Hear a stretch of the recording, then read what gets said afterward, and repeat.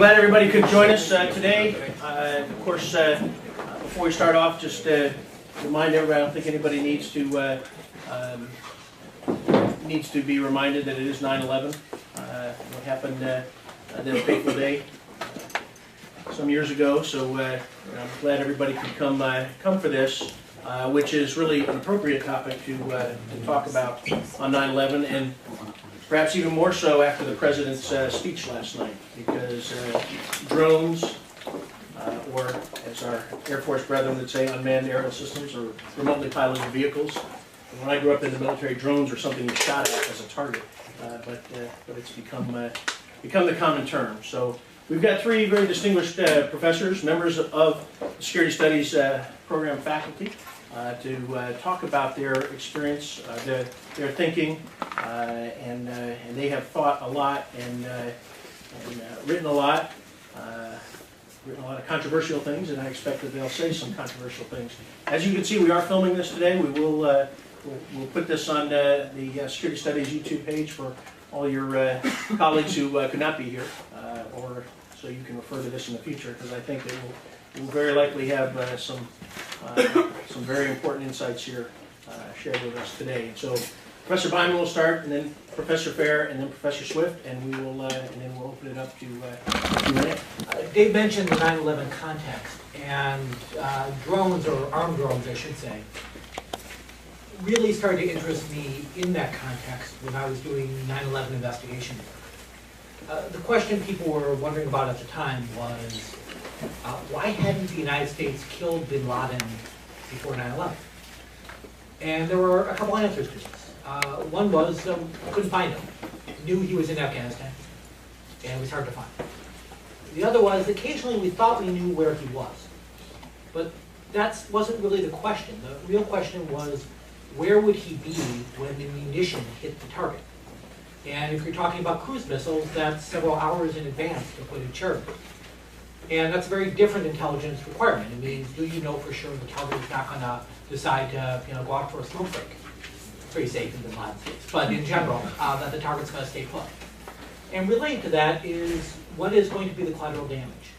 And when you're talking about human beings, again, that's very difficult because you don't know what's going to go in and out of the strike zone. Drones solved a lot of this because it enabled immediate strike, and in particular persistence, the idea that you could be above a target, surveilling it for some time, determine who's in the blast zone, and in the end use a relatively small munition compared to other systems to strike. So drones, I think, understandably became a weapon in this current terrorism war. Very briefly, I want to dispel what I feel are some myths, and then give, I will say, a largely 70% pro-drone talk. One myth is simply how we use drones. If we are talking about governed areas, so let's say Belgium, let's say Singapore, let's say Morocco. If there is a suspected terrorist, we call up the government in question and have them arrested. Okay, we don't use drones. Right? So this whole kind of, will we drone someone in Europe? No, we don't do that. Related, we don't drone enemy governments. Okay, there is a small but significant Al-Qaeda presence in Iran. Okay, I don't want to be the bogeyman here, but there is some there. And we don't do drone attacks in Iran because A, it would be an act of war, and B, they would probably get shot down anyway. So it would be a stupid act of war. So where do we use drones? We use drones in conjunction with allies with weak governments, where they don't control their own territory. And that's a very narrow set of cases around the world. And I think people often miss that basic issue.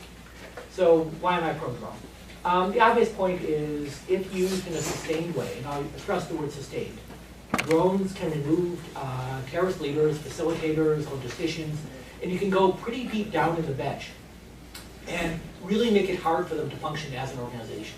They can't replace lost leaders at a rapid pace. For any of you who have been in a bureaucracy and your boss is transferring, new boss is coming in, you know that for 2 months kind of nothing gets done. Right? Imagine this is happening all the time. It's very, very hard to do effective operations. Also, the drones enable the United States to act where they otherwise might not, because the pilot is going to survive. Right? That you can take risks with the platform that you wouldn't take in a variety of other capacities. But a big benefit of drones, and to me one that's most ignored, is that it forces the adversary to adapt in a very costly way. To avoid drones, they have to be careful about talking on the phone, they can't gather in large groups. In general, their command and control systems are turned against them. If they want to exercise command, they're vulnerable to drones.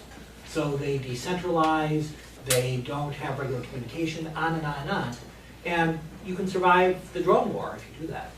You're just much less effective. And we have a lot of cases from Al-Qaeda's own documents where they're saying, we're not in touch with our affiliates. Well, part of the reason, not the only reason, but part of the reason for that is because of drones. Okay, disadvantages. Drones kill innocent people. They do. I'm up here with Christine Fair. Usually I steal her work completely on this, so I'm simply going to punt that off to her. But I will say they obviously do kill innocent people. The caveat I would make is compared to what? Right? So if you're comparing it to fixed-wing aircraft with a large ammunition that doesn't have persistence, then drones are actually much more, if you want to use the word, humane, or I would say discriminate is probably the best word. And so, ironically, I actually always saw drones as being on the side of more discriminating targeting, even though inevitably, when you're talking about munitions and you're talking about intelligence in dangerous areas, you're going to make mistakes and people are going to die. Second disadvantage, allied publics hate them. That's largely true from what I can tell. There's a lot of variance on this, and again, I'm going to punt over to Christine on this, but in some countries, especially Yemen, there's a real resistance, and the bigger thing is it makes them think less of their own government. It shows that their own government has to rely on outsiders for their own security. Now, their own governments, I would say, are probably disliked or loathed or despised for a dozen reasons, and I would be skeptical that drones were particularly high on the list, but it's certainly part of the problem. A big problem, though, that we can actually do something about is the relative lack of oversight and transparency in the drone program. This program started out in a clandestine way. It's always better for politicians to not be revealing details on a day-to-day basis, right? So every politician comes in thinking he or she is going to change that. But they say, but not today.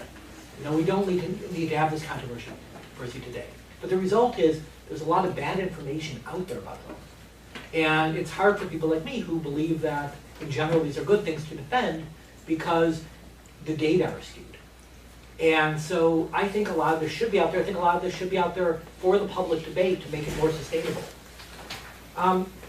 There's a disadvantage I will discuss that I actually find rather less convincing, which is the idea of precedent. Right? That if the United States does this, everyone else will do it. A few things. Folks, don't confuse drones with a targeted killing program. Okay, you can kill people in lots of different ways, and drones are simply one of them. So I think the precedent issue people are concerned about is not drones, but a targeted killing program. But the other goes back to my first one, which is where do we use this?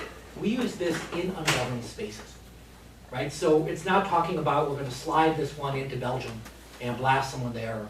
No, that's not what we're talking about. We're talking about using it with the cooperation, for the most part, of the governments in question. And so when we're talking about precedent, we have to think other countries would need basing, they would need local support.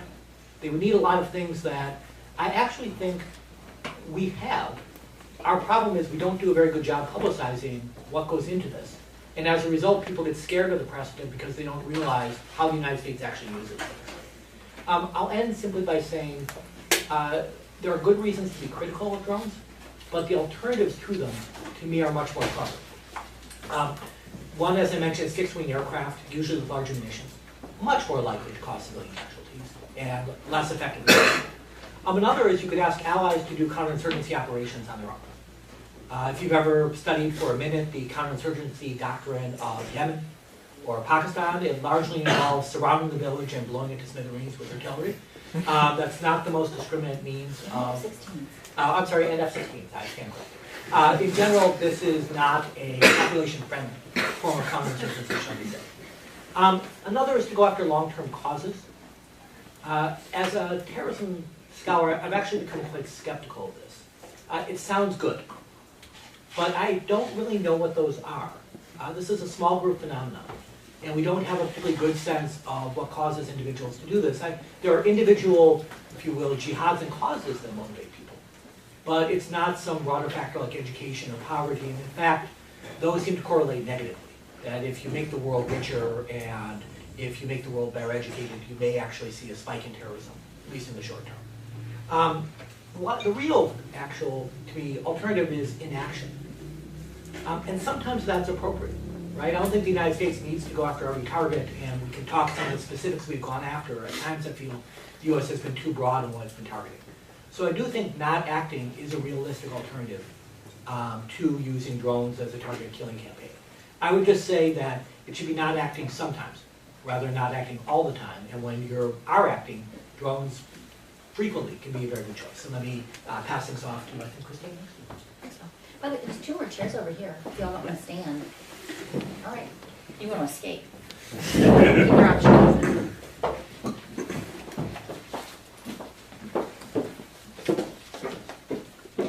All right, so unlike Dan and unlike Christopher, I have no general expertise. I study one region of the world, and that's it. I study South Asia. So I'm not going to be able to speak to drones in Yemen or drones over Belgium or any place like that. I'm going to really focus my remarks upon the one country that I know regrettably well, perhaps regrettably too well, and that's going to be Pakistan. So for some of you, this might be, I see a couple folks over in my South Asia class, so this might be a little bit of a rewind and play for those of you who remember this thing called a tape recorder. But the first time we actually had a drone strike in Pakistan was in 2004, and that was to kill Naik Mohammed, I think arguably one of the most attractive jihadis that I have seen in Pakistan. Naik Mohammed, a jihadi, if you will. Those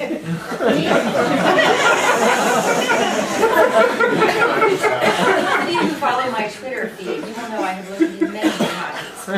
But Naik Mohammed was many things, including an attractive man and a murderous thug, but he actually wasn't Al-Qaeda. And so our very first drone strike in Pakistan was not against an Al-Qaeda member. Why did we kill Naik Mohammed? Well, Naik Mohammed actually embarrassed the Pakistan army. After a number of peace deals, he embarrassed the Pakistan army by kind of doing a victory lap around the army. And the one thing you can't do in Pakistan, and you want to stay alive for very long, is embarrass the Pakistan army. That's the one thing that will get a drone on you, is piss off or embarrass the Pakistan army. And that's exactly what Naik Mohammed did. So that is his nickname amongst my South Asian girlfriends. We call him Naked Mohammed. I'm so sorry.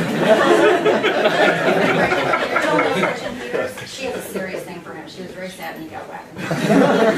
Anyway, so to Gretchen Peters, one for you, one for my homies. So anyway, so from the beginning of the drone program in Pakistan, we began to see this tension between what the authorized use for military force of 2000 said we could kill people for and what we were actually doing. And this tension between who are we killing and with what authorization persists to date, more or less. So why did we do what eventually became, what is called a goodwill kill? So in exchange for killing this fellow, we've become quite an embarrassment for the Pakistan Army. The Pakistan Army was going to give us access to this flight box over the federally administered tribal areas. And for those of you who know anything about Pakistan, this geographical restriction was actually really important. It wasn't just a coincidence. It turns out that a colonial era legal regime persists called the FCR, the Frontier Crimes Regulation. And what this means is that Pakistanis who have no affiliation, tribal affiliation, cannot simply go there. So this would be as if the United States has discovered that Indiana and Kentucky are so dangerous and so lawless that you can't go there unless you happen to have family ties to that region. And so this subsequently means that just by virtue of being born in Vanna or Miramshah, as opposed to your relatives who are born in Karachi, you essentially have different rights. You don't have access to courts, you don't have access to police. And this is going to be very important to all the drone haters who say, well, why can't you just arrest them? Well, there are no police in FATA, for one thing. What you have are lushkars, and lushkars, I think, are the closest thing to American speak to a posse. And you have this thing called a basically you have an administrator for each of the agencies, and he services pretty much all functions of rule of law. So he is the policeman, he's the judge, he's the juror. And when he, and it is a he, the political agent makes a decision, you have no appellate mechanism, right? This also means that you don't have the apparatus of the state functioning, and I'm not going to say that Pakistan has great governance outside of FATA, but just imagine how much worse it is in FATA if you imagine what governance looks like in the rest of Pakistan. So this basically means that FATA is a land of impunity. And one thing that's sort of interesting, most of the drone folks don't realize, again, going to the point that Dan said, is compared to what?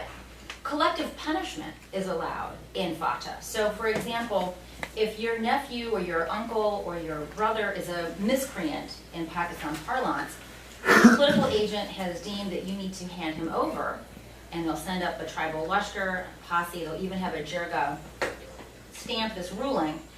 If you don't hand this miscreant over, not only can they seize all of your commercial property, so if you happen to be a peach seller, if you happen to have peach orchards, they can seize all of your produce, they can bulldoze your house, and they can destroy your orchards. So again, compared to what? Not only are we looking at very devastating Pakistani military operations, by the way, if you're looking at the current operations in North Waziristan, which I call Operation Bakwas, or Operation Nonsense, you have to really ask what's being gained from this. They gave the actual militants 5 months notice to flee, so any jihadi worth his knockoff Chinese sneakers has already absconded to kill us in Afghanistan, leaving behind the dumb and dumber who are actually going to take on the Pakistani forces. And the devastation has been significant, substantial. About 1 million people have been displaced. There have been no significant displacements caused by the drone program. So you first have to start with this comparison of compared to what. And I want to echo Dan's point. There is another alternative, and that's doing nothing. And this is where, as an American, I get very conflicted. Because in the last several years, the majority of the people that we've been killing with drones in Pakistan do not, contrary to what the administration, I'm a Democrat, so I'm going to put that out there. I'm not an Obama hater, generally. We've been mostly killing Pakistani terrorists who actually don't pose a real threat to us. And this is a puzzling thing, right? If ever there were to be some sort of congressional hearing, it's possible that many of these drone pilots and their commanders, and we can sort of, Christopher can probably address the who's responsible, for violating our law, right? Because we're not killing folks consonant with what a sane person would interpret is being permitted by the AUMF. So for me, the irony is that we're basically killing Pakistan's bad guys. And because of the way this deal was hatched with the Pakistanis in the first instance, it had to be a covert program, meaning that there could never be any recognition. I mean, President Obama can joke about the drones sending them to kill the Jonas brothers if they flirt with his daughters, but he can't talk about any particular drone strike or its outcome. And so, I mean, this is incredibly puzzling and it's incredibly frustrating. And the intent, of course, the first views or the first instincts of the drone haters is to blame the U.S. and we're this vast secrecy state and trying to trample everyone's rights and this is all extrajudicial killing, blah, blah, blah, blah, blah. The fact is, it can't come forward because of the Pakistanis. As Dan said, many of the people in the countries where drones operate are very sensitive to the fact that their own government can't take out their jihadis. And this is certainly the case in Pakistan. And the Army has a lot of source of criticism in the country. And this idea that the one institution that says we can best protect you, and that's why we get to run and ruin the country whenever we feel like it, and yet we have to bring the American kuffar with their drones. Obviously this doesn't play very well. And so if we were to ever bring the Pakistanis out of the closet, it would be very doubtful that the program could even continue. So what's the cost of inaction? To us, especially when we're out of Afghanistan, at first blush it looks like there's no cost of inaction. But depending upon the numbers, if you buy the Pakistani inflated numbers, and I don't, they put forward a number, and it's like a magical number, it just comes out of anywhere, like this magical number generator. And on any given day, it inflates by 5,000, randomly. They'll say about 50,000 people have been killed since 9/11. According to databases that I've looked at, it's closer to like 7,000. But that's a lot of people, right? That's already more than 2 times the number of people that died in the 9/11 attacks. So the irony is that we're, in some sense, providing security to the Pakistanis, right? Because we're not really directly experiencing a benefit. All the folks running this program might be severely violating our own law, and yet we get all the heat for it. And this is why I get very frustrated, and I'm going to turn very briefly, because I think going through this exercise is kind of important, in part because the work is so horrible, and it is directly proportional to the horribleness of the work, is the attention that this report got. And that is, and I'm going to take this one apart, but I could do this with any number of other reports, because that's what I do. I'm a Libra, and I'm a velociraptor. So, so I'm of my students, you guys said that I made you do calisthenics for not reading 400 pages. I didn't say that.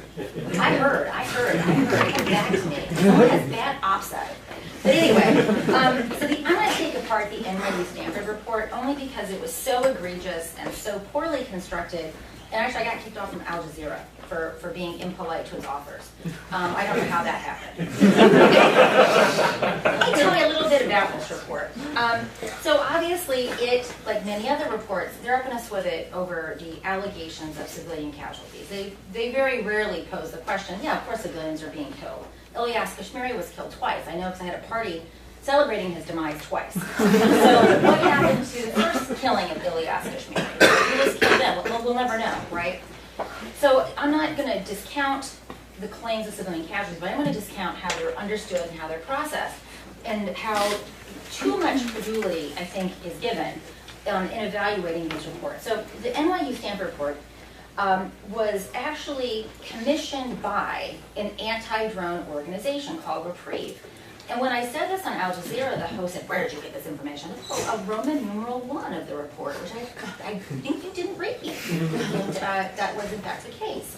So if you were to pick up a report that validates the health benefits of smoking, and it was paid for by a lobby dedicated to promoting smoking, you would immediately have your BS detectors on. Like, well, oh my God, this has to be garbage, right? But for some reason, when we move to the human rights field, the fact that these are human rights advocates, oh, human rights are do-gooders, so therefore there can't be anything wrong with their explicit advocacy.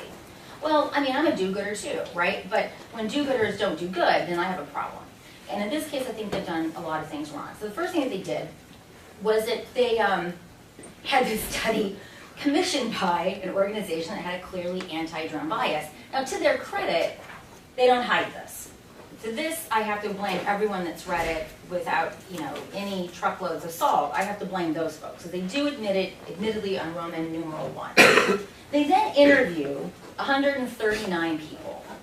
None of these people are from Waziristan. All of those interviews were facilitated by Reprieve, which is a foreknown drone-hating organization.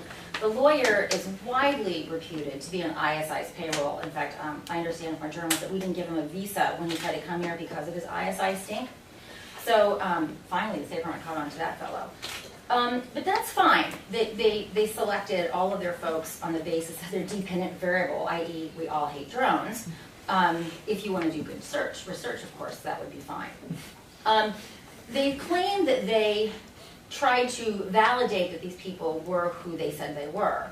Now, anyone who's been to Pakistan will tell you I could go and get a death certificate for myself, and I could present it to Dan Byman and say, can you please give my husband my life insurance benefits? Because here's my death certificate. So when I pointed out to Reprieve that you didn't actually prove that any of these people were ever alive, much less dead, the author of the report virtually stabbed me with whatever was available. He thought this was the cruelest thing ever, to expect the victims to prove that they were in fact victims. I said, well, actually, that happens all the time. I can't simply say I'm dead, pay my husband my life insurance benefit, but somehow they get away with this in this context. The other thing that, and this report is not the only one that does it, in fact, they all do it. They love to show photographs of crumpled metal. And we're told that this is the remnants of missiles. Now, it may very well be the remnant of a missile, but what have they not proven? That it was a remnant of a drone strike, an F-16 strike, and if you look at the places where drone strikes happen, they happen because terrorists live there. And what goes on? Terrorists are also bombed by the Pakistan Army if they're the wrong terrorists. They're not bombing the terrorists we want them to bomb. They're bombing the terrorists they want to bomb. So you have basically, and by the way, we don't even know if the pictures are taken from Waziristan. Right? So what we're basically told is, oh, here's a picture. It's from a drone strike. Believe us. But there's no evidence provided other than the picture itself. One of my favorites are the pictures of injured children, because nothing will make a human rights organization go crazier than a picture of an injured child with an eye missing or a leg missing. And it is also well known, because it turns out that there are drone advocates in Pakistan, I'm going to talk about in a minute, who said, these people were not even anywhere near a drone strike. This was due to a car accident. This was due to, some kid falling off of a horse. I mean, there are any number of things, but they were not caused by drones. So this is also very frustrating. And one of the chief witnesses of a drone strike that was brought to testify here before the United States was 11. And this isn't, used as extensively in this report as it was by the report by Human Rights Watch, children were giving witnesses about the distance of a drone strike to like the centimeter. Now, when I was 9, I couldn't tell 10 to 100 feet would not be something that would have been my cognitive skills. So really just taking whatever they were told without any criticism or doubt whatsoever, meanwhile discounting everything that they've been told by US officials. I just think that's disingenuous. Rarely do these human rights organizations bother knowing anything about the technology. So in a Human Rights Watch report that came out last summer, much was made about a child, again I think he was 11, Chris can correct me if I'm wrong with the details, or maybe Dave can. The child, and he was a key witness in explaining how his grandmother was decimated and incinerated by a drone, talked about drones flying in parallel. Well, drones, especially at that time, did not have that capability. And because this Human Rights Watch didn't even bother meeting with people who are experts on aviation, that just went by without note. They will frequently disagree on the village where the drone strike took place that killed grandmother, or even about the crop being planted. One account said Granny was planting soybeans, the other account says she was planting corn. Well, I'm from the Midwest, I know the difference, and I would expect someone whose granny was planting one of these things to also know the difference. And so this is very frustrating, and this brings me to, I think, a larger critique of the human rights folks, is that they view people like you and me as foes, not collaborators. They seem to think that we want to obfuscate the truth, and therefore, when they find details like drones flying in tandem, they have no interest in knowing that that's rubbish, right? So they actually are excluding all of us from this debate because they presume that we are trying to assert our agenda. And in fact, I think we all have an interest in knowing who's actually being killed and with what effect, right? I will say, as a critic, I mean, I'm not the ant culture of drones, as Al Jazeera says I am. I have a problem with the fact that it's completely covert, although I understand the reasons why, right? In Afghanistan and Iraq, when we kill civilians, we can acknowledge it and we can make reparations. We have no ability to do this because of the constraints of the program. But the constraints are not entirely due to us. So can you do this work better? I mean, I think this is the question that everyone who's wrestling with it is trying to answer. I think you can do it better than these human rights organizations have done. And I do want to give them credit, right? They're operating in a low-quality information environment with governments, both the American and the Pakistani, that want to obfuscate their findings. The Pakistan Taliban and Al-Qaeda want to obfuscate their findings. I do this in my methods class. I want you to imagine if you are living in Miramshah and some dude knocks on your door. Hi, I would like to ask you your opinion about the drone program. What are you thinking? Is this an ISI guy? Is this a Pak Talib? Is this an Al-Qaeda operator? Is it some crazy Maldi that is interested in social science all of a sudden? Is it the CIA? What do you do when someone asks you this question, right? This is, I mean, I do survey work in Pakistan. I have to think about this all the time. I'm going to put my human hat on, and I'm going to ask, how am I going to answer this question? So can you do it better?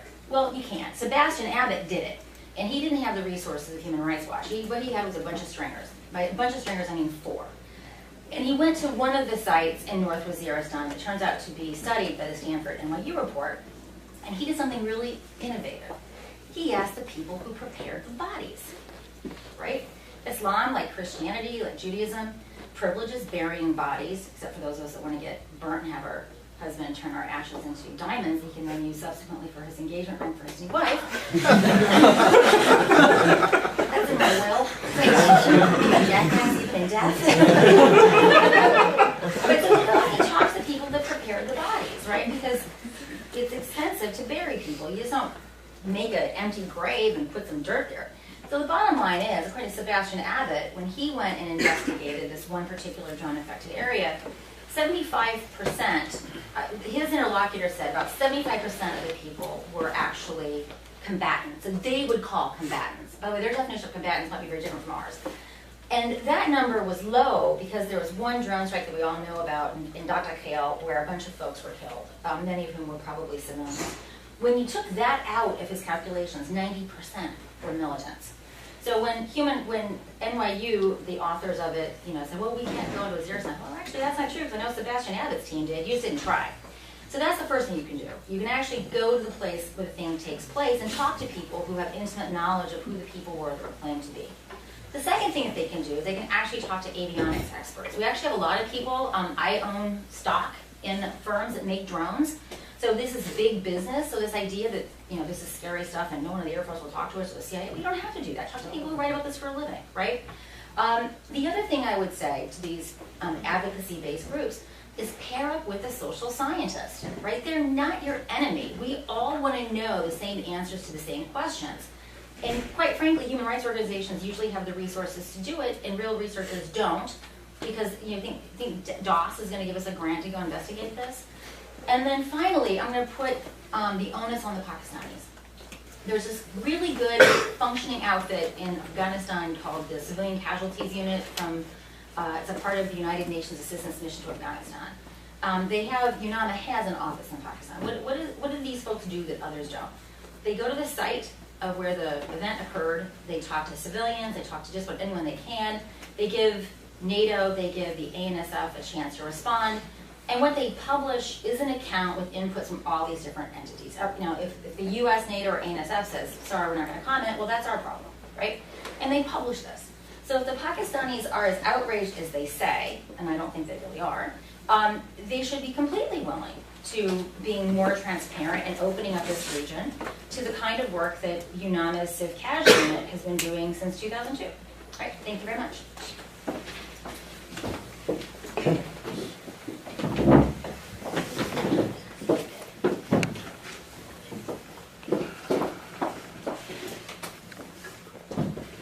I made the coffee up with me, and those of you who suffered through my law of war class know that with coffee in hand, I can go for hours. I'm going to do what entertaining professors try to do, which is to start with an anecdote, then jump directly into criticism, and then follow up with a theoretical framework. The anecdote really pings off something Chris was saying just a minute or so ago, which is if you want to understand this issue, if you want to understand it from a social, political, or even economic perspective, you really have to go to where the problem is.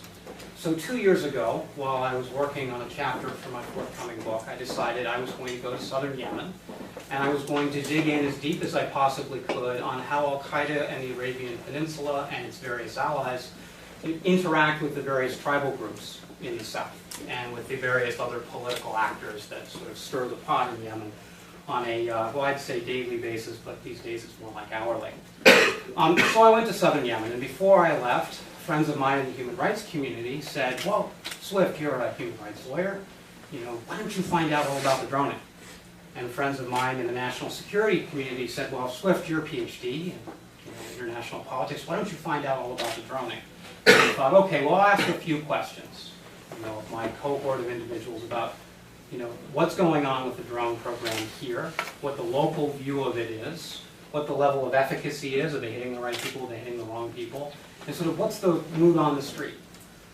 Well, when I got there, I expected to hear, because I'd read it in the New York Times and the Washington Post and any number of other outlets, that the drone program was very effective in Yemen in terms of targeting high-value assets in AQAP, but that local backlash because of civilian casualties was essentially creating a recruiting loop that allowed al-Qaeda in the Arabian Peninsula and its proxy Ansar al-Sharia to sort of increase the size of their own forces and capitalize on the resentment of the Yemeni population. And that's very much the view I heard when I spoke to English-speaking Yemenis in the capital, Sana'a. When I got down into the no man's land between where the Yemeni army was starting its counteroffensive against al-Qaeda and where al-Qaeda actually had its safe havens at Jar and Jinjabar, I had a very, very different view. The first thing I'd hear from the local sheikhs was how much they hated America, all of the bad things America had ever done in the Middle East, how they didn't trust the fact that America was supporting the government in Sana'a, something that Daniel referenced earlier. And then they'd say desperately how much they needed more drone strikes because al-Qaeda was taking their case. That's not what I expected to hear. That was really not what I expected to hear. And when I came back, I wrote an article about, wow, there's this huge difference between what is being said in Washington and what I heard from sheikhs who are fighting al-Qaeda door to door in their own villages in southern Yemen. Right? Not sheikhs who are on the side of the government either. And that discontinuity, was framed up and packaged in an article for Foreign Affairs. And the title I put on the top of the article was Yemen's Drone Dilemma.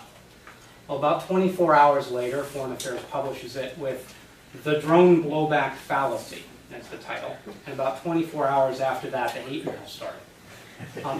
Suffice to say, if you read beyond the title of that article, and you sort of dug into the data that I was trying to develop, you run into two very complicated issues. The first is law, and the second is strategy. And much of the debate we're having in Washington, and much of the debate we have had at the highest levels of government and the highest levels of media, the human rights community, the legal community, and others, has really been about how we feel about the drone program, or about the drone program's function as a proxy for how we feel about the global war on terror. So if you're in Code Pink and you're innately suspicious of all activities involving the global war on terror, drones are always going to be bad, right? And if you're writing for the Long War Journal and you're innately, suspicious of anything involving Islamic militancy, drones are going to seem a whole lot more reasonable.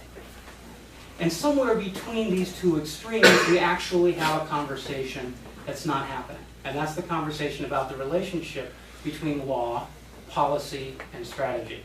And so what I'd like to do is sort of take apart some of these tropes a little bit, and then try to give you, as students and practitioners, a framework for thinking through these issues, hopefully without giving away too many of my own biases. The first trope is that drones are good. Right? Drones allow us to engage in targeted operations against discrete individuals with low cost and limited risk. Right? Light footprint approach. And you can understand in the wake of Afghanistan and Iraq why that would be an appealing option from both a strategic and an operational standpoint. The difficulty is that we're not always engaged in targeted killings. Sometimes we're using drones as a replacement for an air force, and what we're actually doing is hollowing out the middle management in a terrorist organization. Because when you hollow out the middle management, it suddenly becomes very hard for the senior leadership and the foot soldiers to communicate with one another. If you want to precipitate organizational collapse, from an operational standpoint, that's one of the fastest ways to do it. This is what we did in Pakistan, and what we've started to do in Yemen over the last few years. The second trope, of course, is that drones are bad, that they are engaged in indiscriminate killing of civilians. And that's something you hear very strongly from the human rights community. Sometimes they're right, sometimes they're wrong. If somebody would please get me good data, I'd be thrilled. And the third is that drones are a sign of the impending apocalypse. And this is the notion that the technology is going to decide for us, that the technology is going to eclipse somehow human decision-making, right? Human beings' ability to decide when and how and why they use violence. Well, speaking as an international lawyer and speaking as somebody who studied strategy in Cambridge, it doesn't matter whether it's a drone we're talking about or whether it's a xylophone. If you kill someone with a drone or you kill someone with a xylophone, the same law applies. And why does the same law apply? Because the law and customs of war don't care about the instrument or the platform or the technology. They care about the violence. And if you look at the relationship between law and policy, it also, if you read your Clausewitz, it also cares very much about the violence, not the instrumentality, not the vector, but the effect that violence has on your ability to control, shape, or change a political and social environment. So when we think about drones, we have to stop thinking about the drone. Indeed, when we think about drone warfare, we have to think not about the drone part of it, but about the warfare part of it. And to the extent that you've seen criticism of drone policy creeping into the mainstream in Washington, D.C. over the last couple of years, it's accompanied the realization that what we're doing when we use these instruments is engaging in war. And previously that wasn't as clear as it probably should have been to some people. So how do we understand where and when and whether we can even engage in this kind of warfare? Right? Whether we can use violence against these targets in these kinds of theaters. Well, there are three questions everyone should ask, and I'm going to scope out that framework I mentioned earlier. The first question, and I prioritize it because I'm a lawyer, is it legal? The second question is it effective? And the third question is it wise? And those of you who've taken my Law of War in the Age of Terror class will suffer for the next few minutes. But let me explain what I mean by each one of those, right? You can have something that's completely effective and completely wise, but at the same time be entirely illegal. You can have something that's legal and effective and still unwise. You can have something that's legal and wise and completely ineffective. What does that mean? It means we have to do with drone warfare what we do with every other kind of war. Align our ends, ways, and means such that these things are serving our interests and not our misperception of the reality in somebody else's country. So is it legal? Well, on the international side, there are two questions to ask. Right? The first is a jus ad bellum question. Can I start a war? Can I go into this country? The second is a jus in bello question. Jus ad bellum is the sovereignty question. Can I intervene in somebody else's country?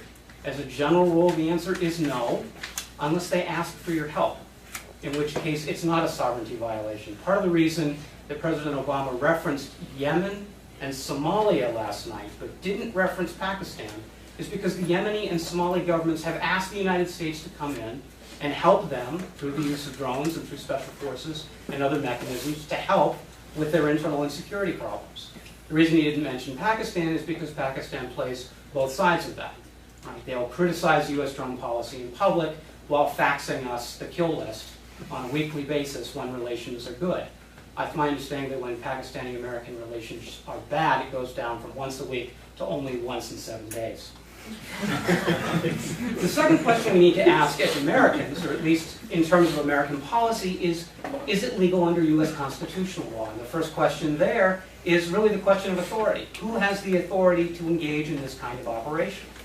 Well, generally speaking, if Congress and the President are on the same side with something, and Congress has passed a resolution or a statute or something else authorizing something, say like the authorization for the use of military force, the President has a lot of leeway in terms of what he can do under domestic law. Doesn't mean that everything's fine from an international law perspective, but it's still one of the boxes you have to check in asking the question, is it legal?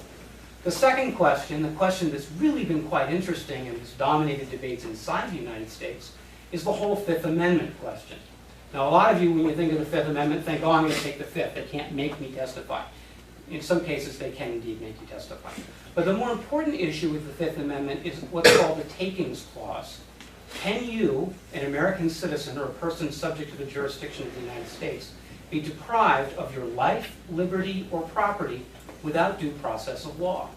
And when we talk about the DOJ targeted killings memorandum, when we talk about the whole question of whether you can drone someone like Anwar al-Awlaki, what we're really talking about is that Fifth Amendment question.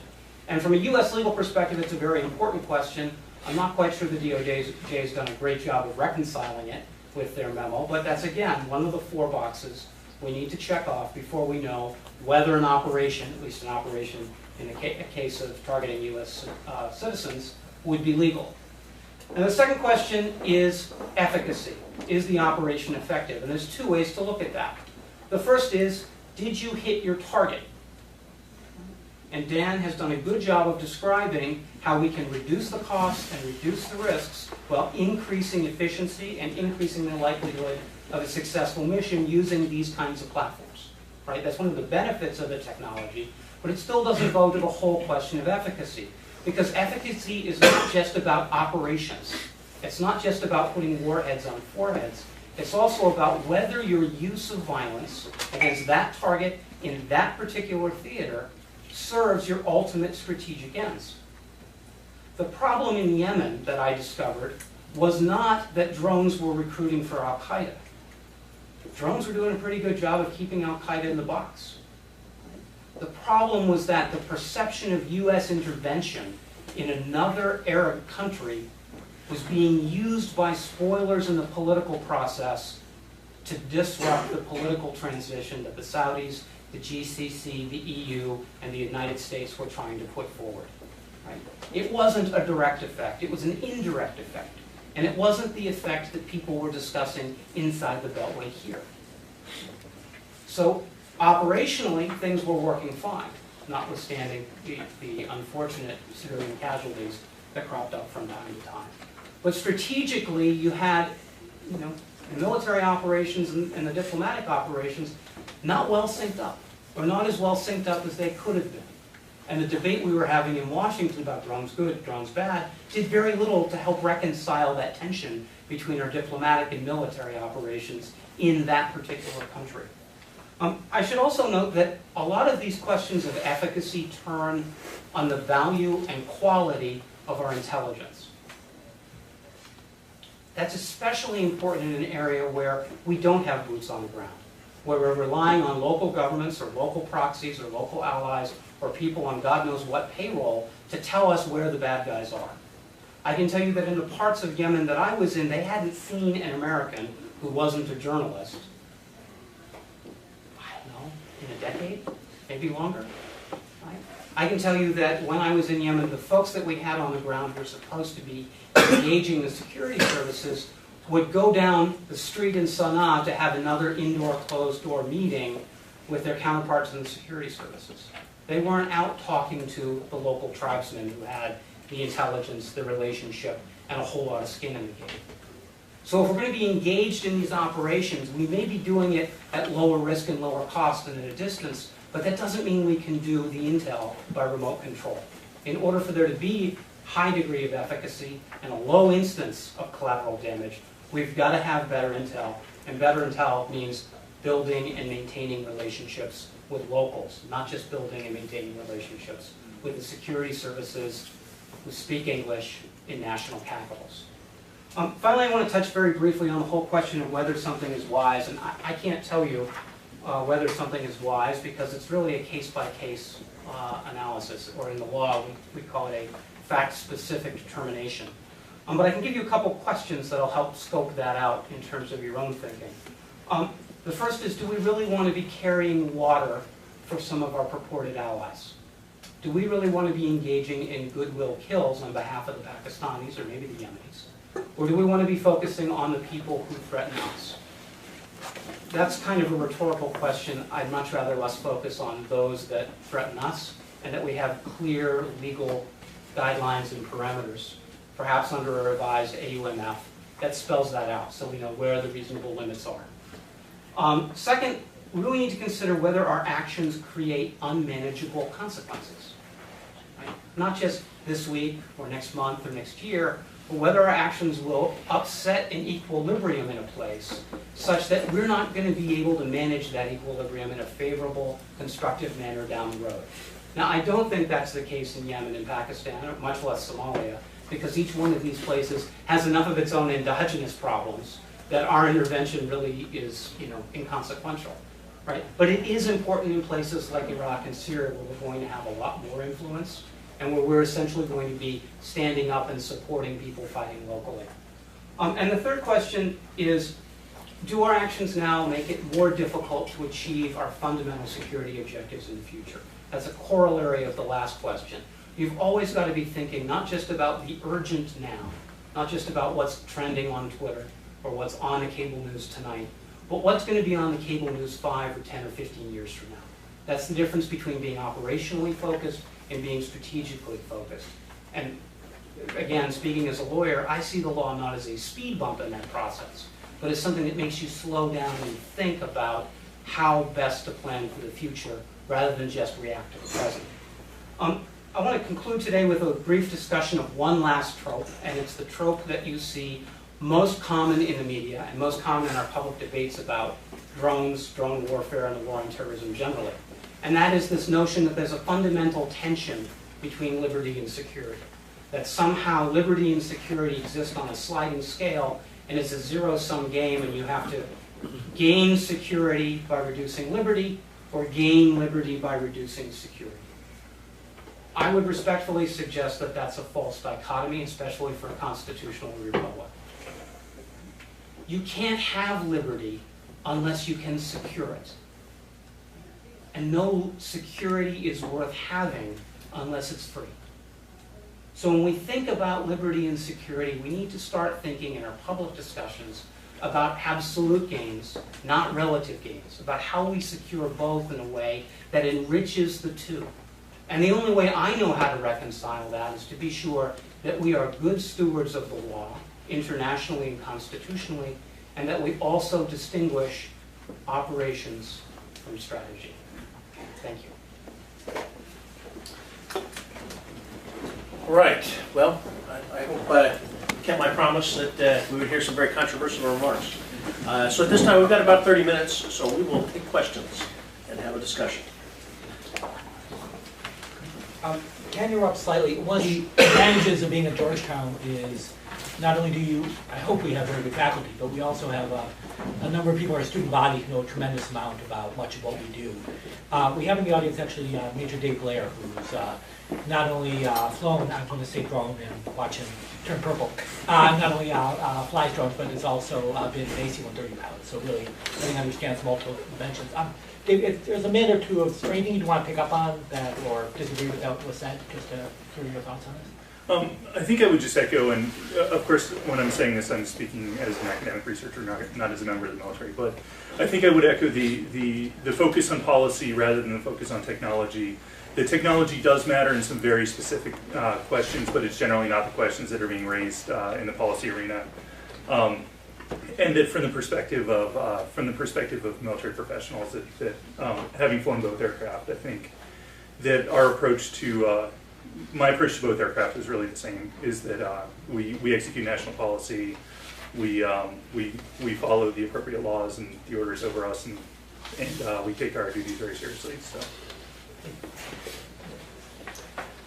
Questions? Yes. My question is about after U.S. forces, most of the U.S. forces leave Afghanistan next year, about the U.S. doing Pakistan's dirty report, basically. So Professors Fair and Swift said, we're basically doing Pakistan's dirty report, taking out terrorists who don't want to go in the U.S. After U.S. forces, most of them leave after this year, and we won't be held hostage by Pakistan as much as we are currently. Do you think that that'll really start to stop, or will it basically continue? Yeah, can you hear me? Okay. So my sense is it will probably continue for the simple reason that the Pakistanis are professional blackmailers.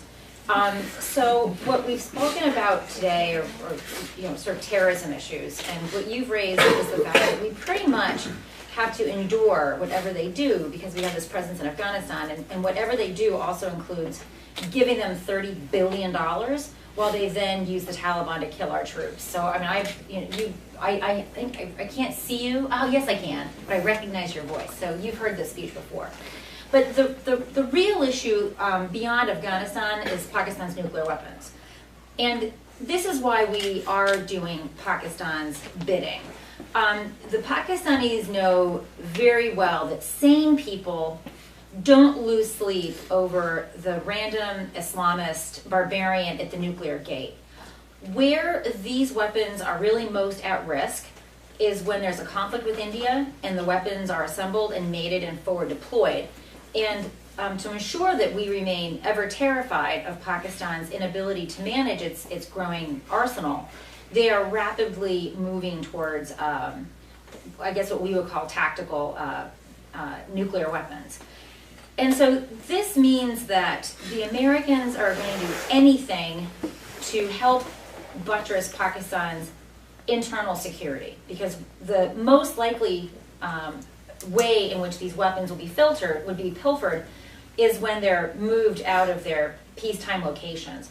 The other way in which they can be pilfered is that the Pakistanis move these weapons around just as a part of their denial and deception, so that in case something does happen, they have even though India has a no first use policy, they still have to prepare for the eventuality of a second strike capability. And these things are not moved around in securitized convoys. They're moved around in light-skinned vehicles. The Pakistanis say it's safer that they do this. Well, that's true unless someone has given your information to a terrorist. And given that all of the high-level attacks on Pakistani military and intelligence headquarters have involved insider leaks, this is not something that we should take lightly. So my guess is that the Americans are going to be continue to be held by the nose by the Pakistanis, kind of like that thing that goes through a camel's nose, so you can like lead it around, because we have this enduring fear of Pakistan's nuclear weapons generally, but then specifically in the context of these Islamist militants. And just by way of saying, the other problem with us killing Pakistan's terrorists is that it doesn't force them. There's no agreement that says we'll kill these terrorists, but you have to stop making new ones. And so it's very frustrating. Like, they're making the jihadi sausages, and here we are chopping up and tossing some of the sausages to stray dogs. But there's no requirement that they stop making the sausage to begin with. I could just jump in on why, part of the reason why Chris and I take the position that some of the targeting in Pakistan doesn't fall within the scope of U.S. legal authorizations, or at least the AUMF. If you look at the authorization for the use of military force from September 2001, which was actually passed 12 years and 360 days ago, it relates very specifically, authorizes the use of any and all means, right? Those of you who have had my law of war class will know this spiel, so bear with me. Any and all means against the countries, notice the assumption that there's a state sponsor, actors or individuals that perpetrated the attacks or supported the perpetrators of the attacks. Right? That's a paraphrase, but it's pretty narrow. Well, the TTP Pakistan, the Tehrik-i-Taliban Pakistan didn't exist during September 11. Right? Yes, there were Talibani folks, on both sides of the border, but the TTP as an organization wasn't in existence at the time. So to the extent that the U.S. government's been hitting the TTP, it's been hitting the TTP under the President's Article 2.2 authorities as Commander-in-Chief. That is a weaker level of legal authority than having the President's authority plus a congressional authorization. Right?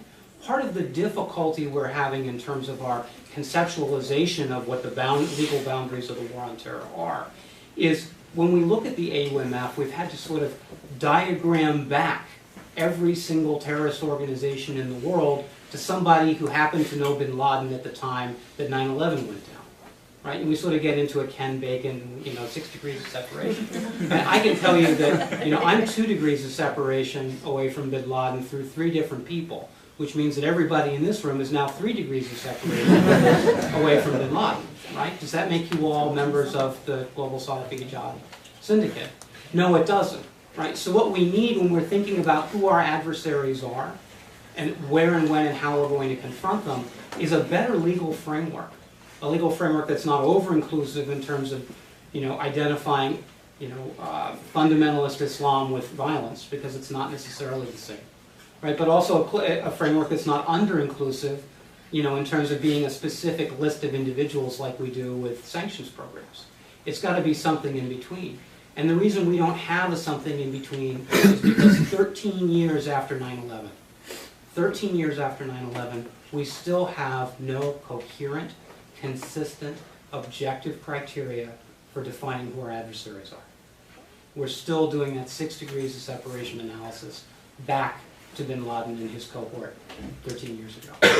So when we think about these issues, it's not just a strategic issue. It's not just what Pakistan's going to do to play us while we're in Afghanistan. Some of these faults are not in our stars but in ourselves and in our inability to really define who the adversary is and what kind of war we're embarking on. That's something that's going to be absolutely crucial for us in light of the President's speech last night.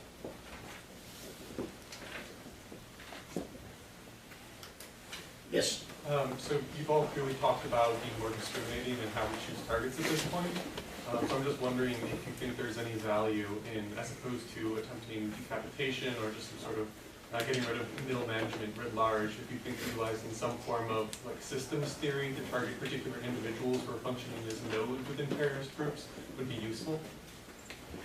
You guys want to shoot out, right? You guys can do the quantitative stuff. Yes would be the answer, but you need a remarkable level of data to make that work. Right? You really need to understand, to be able to map the adversary network in a way that, even in hindsight, actually is quite difficult. Part of the problem with this is there are both formal and informal ties. So you could say this person has this organizational relationship with this person, and this other person does not. But by the way, person number 3 fought together with person number 1. And person number 2 and person number 3, they have cousins who grew up in the same neighborhood. And so that sort of informal network and information sharing can be tremendously important for these structures, especially clandestine structures. So notionally, sure. And I'm a believer in trying to use these tools to kind of give a bit more rigor to some of the more, I think he should be should be target sort of analysis. But we shouldn't count too much because for them to work truly effective with requires data we often lack. Just one thing on the data, in my methods class, there's always some student that wants to do this. And you can't tell a student no, but you can say, I'm going to strongly discourage you from that for one reason. For you to be able to measure efficacy, you actually have to know who we killed, right?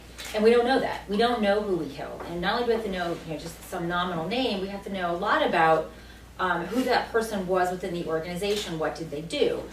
And then that allows you to figure out what your appropriate DV should be. There's a paper that a scholar did, Patrick Johnson, a very admirable attempt. But his problem is he can only look at correlations between drone strikes and incidents of violence.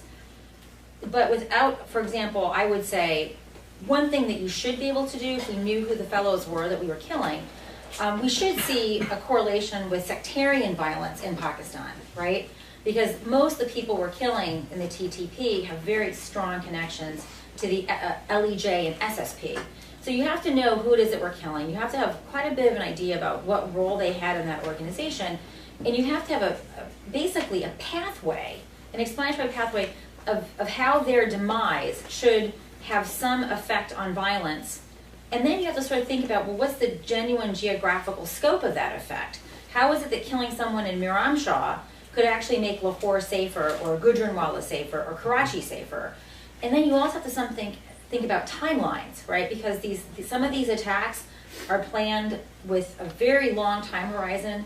Some of the sectarian attacks will be planned per the calendar, like Shia processions.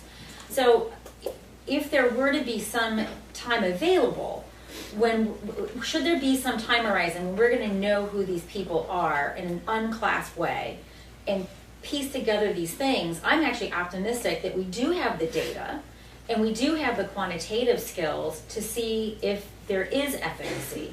But without knowing who we killed and who they were to these various organizations, that will be very difficult to answer for the policy relevant future, if ever. As a non-quantitative person and somebody who's more of an empiricist on the PhD side, and as somebody who deals with witnesses who lie to me on a pretty regular basis, one of the beautiful things about being a lawyer is you get to go all around the world and people will lie to you in different languages. I would recommend that when we're thinking about systems level analysis, it's the system that matters is the society in which our adversary lives. And the only way to understand that society is to jump into it and swim in it. It's very comfortable for us to build perfect systems, for us to build powerful analytical models, and to manage that from a think tank or a university in London or Washington or someplace else. But I can't tell you how many of those things I've seen blow up as soon as somebody got on the ground and smelled what the dirt smells like and met the people and understood the social context for itself. The most powerful computer you have is between your 2 ears. And your ability to pick up on social cues and relationships to manage the anthropology of counterterrorism is going to be, that capacity is going to be unparalleled to any model you can build. So my recommendation would be build more relationships in the places that matter rather than building more systems and computers and programs here thousands and thousands of miles away from where the problem is. Sorry for jumping in, but I think you have all been so incredibly convincing. But it's all within the framework, an American framework, and it's all within the framework of the war on terror. Without that framework, it doesn't make sense. And the rest of the world doesn't live within that framework of the war on terror. They don't believe that it should exist, that it rightfully exists, and they frankly think it's a bad idea, regardless of the tools involved. And then drones and the mystique of the technology adds a little extra twist to that. But you talk a lot about specific contexts. It's Yemen, it's Pakistan, and I would say within the war on terror, those are actually just operational theaters. So we never can speak about strategy in Yemen, really. It's just about tactics, possibly operational art within each of those contexts. When we speak about strategy, and I would even take it to sort of a grand strategic level and say the source of American power and security in the world isn't just based on its military capabilities. It's based on a perception of legitimacy of leadership on the global scene as well. So that's where I think there should be a little bit of a debate as well. And that means engaging the global community.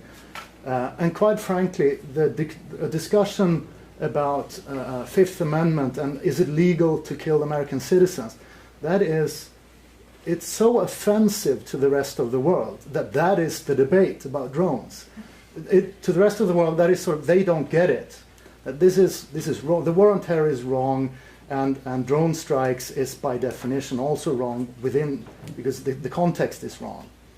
And they couldn't, the rest of the global community also cannot care less about whether it's effective or not, or obviously not legal from an American perspective. They talk about what you slightly dismissed there, Christopher, the feeling. That's all that matters. There's a feeling that this is the wrong way to police the world. And as long as that feeling grows, the perception of American legitimacy of leadership is decreasing. And that means losing the grand strategic game of maximizing US power and security in the world. And then I wanted also to... Sure. Perceptions of legitimacy of leadership and are dependent on a number of things. Yeah. One of them, of course, is adherence with international law. One of them, of course, is the understanding that whatever response the United States takes to a given problem is sort of rationally related to the nature of that problem. I can't, I went to law school, so somewhere along the lines I lost my feelings. Probably my ethics along with it, right? But I want to draw a pretty clear distinction here. The discussion about how we feel about particular things is not terribly helpful when we get to perceptions of legitimacy and leadership. And here's why. How I feel, or what my ethics or morality are, those are subjective considerations. It's not to say they're not important. They're extremely important. They matter a great deal. But they're subjective. They're personalized, or they're contextualized to a particular people, place, culture. Right? If we want to find an objective standard, one that sort of everyone's agreed on and then written down in terms of what kinds of conduct is permissible and what kind of conduct is not permissible, we have to look to the law. We have to look to international law. And in the case of, in this case, the international law that matters is the United Nations Charter, which determines when it is legitimate or not legitimate to enter into armed conflict, and the Geneva Conventions, which govern the conduct of armed conflict once you've gotten into it.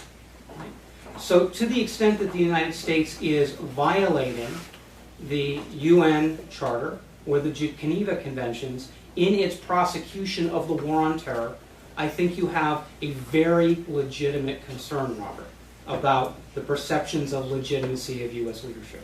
And to the extent that I've been critical of this administration and the past administrations, it's been in those areas where they've fudged it instead of making it clear for the global public. They don't necessarily need to agree, they just need to understand how we're applying the standard that everyone's agreed to. But if I go down and I look, say, at Yemen, for example, well, you don't have a sovereignty violation in Yemen. You don't have an Article 2.4 or 2.7 violation of the UN Charter because the Yemeni government has asked the United States government to come in and help. The way this works out is, if you put anything into your neighbor's property, even if you throw a baseball across the property line, that's trespassing, right? Same thing if you lob a cruise missile in. But if your neighbor's house is burning and they ask you to come over and get the dog out, right? They ask you to come over and help put out the fire, that's not trespassing anymore, right? That falls within, in the UN parlance, Article 51, individual and collective self-defense. A sovereign can decide to ask for help. So as long as the sovereign's asking for help, and President Hadi from Yemen a year and a half ago stood up at the Woodrow Wilson Center and said, please, for the love of God, send more drones.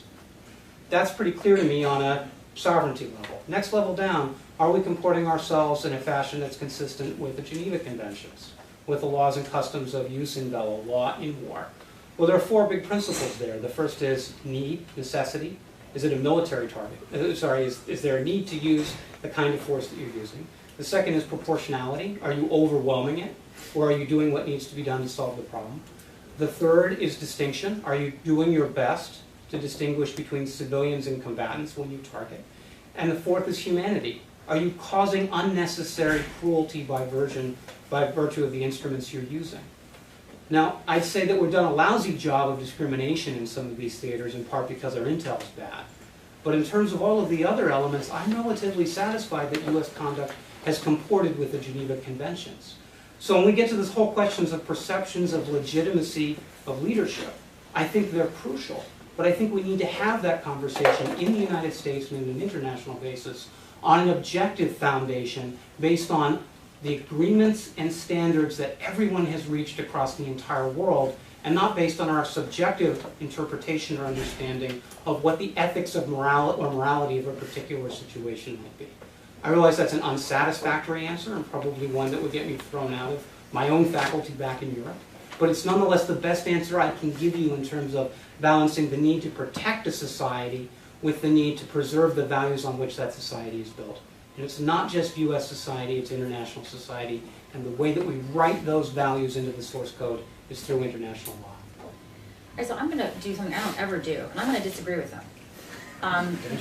Well, and the reason is, it comes, well, so let me first say, I actually find myself very sympathetic to you. My problem as a citizen is that we don't know who we're killing. It is true that the House and the Senate Intelligence Committees have access. They probably have more oversight of the program than most people probably appreciate. But I don't feel like we as a country have had a discussion about who we're killing and to what effect. That in Pakistan in the last several years, we've been mostly killing terrorists who have no immediate harm to us, raises for me several questions.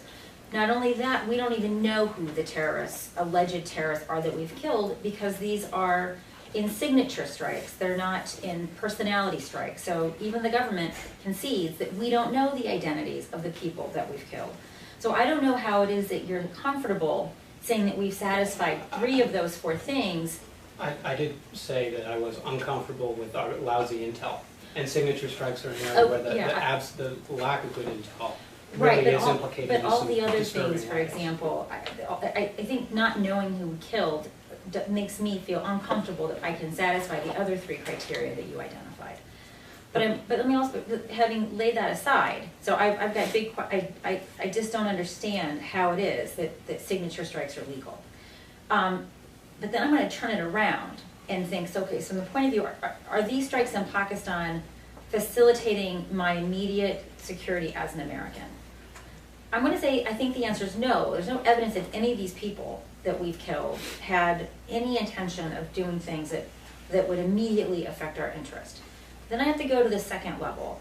Is it in the interest of international security that we are killing people whose aim it is to overthrow a state that has nuclear weapons? Okay, then I have to throw a big question mark, because that's a public good. And by the way, the Pakistanis own the airspace. So the idea that they're not facilitating this is complete hogwash. There is a civil military issue, because the civilians don't control these levers of policy, so we're basically exploiting the civil military gaps. But we are clearly doing some kind of a public good if these are the people that we're killing and this is the reason why we're doing it. Then there's a third issue, and this is actually, I would, like many liberals, and I am one, despite you perhaps view the contrary, I used to be a drone foe. For many of the reasons that liberals are drone foes, until I was in Peshawar, and I met people from Waziristan, and they told me what their experience was. I learned, and that was for me transformative, because then I realized that there's this whole set of people, like the people you met in Yemen, whose voices we're never going to hear because the human rights community obfuscates their voices. They know they exist, but they muffle them because they're inconvenient. In Waziristan, what I learned is that they call the drones arbabil. And arbabil are these little black stones that, the arbabil are these birds that drop stones upon this lushkar of army of elephants that was attacking the Kaaba in Mecca. That is a very powerful image. And so I say to myself, at relatively low cost, we're actually providing this public good. I'm not going to speak to Yemen, I'm just talking about Pakistan. And essentially by doing nothing, we are, I would argue, creating a human rights problem, right? These are people whose own government can't protect them and won't protect them, and for its own strategic reasons won't reform the legal structure under which they live. And Pakistanis primarily benefit from this program. So I find myself deeply, deeply conflicted. I don't like how we've managed this domestically with respect to our own law. I don't feel comfortable that we're still killing people with the AUMF. I don't feel comfortable that we're using the AUMF to kill people in groups that didn't exist then. I'd like there to be a national discussion and a reauthorization and a redefinition of who the enemy is. And I'd like there to be more transparency about who we killed. I think we need to know who these people were that we have targeted and with what consequences. So I find myself really in between your positions. I'm sympathetic to both of you, but what I do find is that these signature strikes, they are a pox upon everything that we've tried to do. Signature strikes are more okay in some contexts and less okay in others. But it depends on who gets to make that judgment. And I don't feel comfortable delegating that judgment to a star chamber. What makes it okay is the question of military necessity, which means that in a theater like Iraq or Afghanistan, they say that the amount of space that the Geneva Conventions will give you to engage in that kind of operation is going to be much broader because you're engaged in that operation for the purposes of force protection. In a context like Yemen or Pakistan, that spectrum is going to be much narrower, and there's going to be a much higher emphasis on exactly the kind of discrimination that you're focused on. Well, I'm only talking about Pakistan, I'm not talking about Iraq. And I'm talking about the global structure and the principles that the law and customs of war create, both in terms of restraint, but also in terms of what they will allow, assuming you can meet the right criteria. I just have Professor a Engel has a follow-up. very brief. First of all, the perception of legitimacy is always subjective. It can never be objective. So regardless of, and secondly, I have no solution though. yeah, I know. But I'm just highlighting the rest of the world's view of this debate beyond the. Except by the rest of the world, I mean, I feel like we say, Europe generates 2/3 of the world's public opinion. Because there's a critique of the United States in much of the world that is, it's not actually acting strongly enough. Right? I mean, there's a critique in Asia that the United States is withdrawing from Asia, that China is running rampant. There's a critique in eastern parts of Europe that the United States is not standing up to the Russians. There's certainly a critique in the Middle East, which I know more about, which is that the United States has been withdrawing from the region, and as a result, bad actors have gone amok. You could disagree with that critique, but I think the legitimacy and enrollment with international law is a very European critique, and it's not one that is necessarily, I would say, better or worse as a result. But I think the critiques get very different. In the Middle East, the critique is interwoven with conspiracy theories, right? So you have kind of these, there's a good article in the paper today about Iranians basically agreeing almost unanimously that the Islamic State is a U.S. creation, right? So it's very hard in many parts of the world to kind of have these discussions in a nuanced way. Right.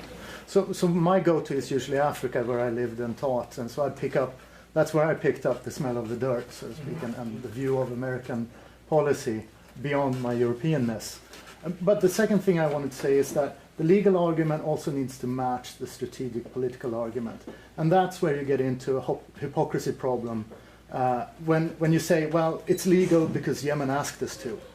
Now, if you then in the second sentence say, we have to intervene in Yemen because it threatens our national security, no one in the world will believe that it's done for the purpose of Yemen. It will, and of course it's not, right? But still, that gap is problematic to the subjective perception of legitimacy. Notice I outposed 3 elements in the framework. The first threshold question is it legal? Yeah. The second question is it effective? Right? And there's both the short-term operational effectiveness and the long-term strategic effectiveness. And the third question, it's the most subjective of the 3 questions in my framework, is it wise? My preference is don't pull the trigger unless you can answer yes to all 3 of those questions and the elements under it. I don't want to see force used unnecessarily. And I want decision makers and future decision makers walking through each of the elements in that process before they decide to pull the trigger. But if they walk through those things and they can find that all 3 of those things hold together, then as far as I'm concerned, they've allied ways, means, and ends with the international objective consensus about what appropriate conduct in war is. Sometimes you have to fight. Some things are worth fighting for. I tend to think that fighting for the voiceless is something that, is worth doing, and I know you do too at a deep level. So the question is, how do we get there? How do we be good stewards of both the law and the strategy? And if we assume that law and strategy are at odds with one another, or we assume that there's because everything's subjective and relative, there can be no consensus, we've stopped the discussion before we can even have it.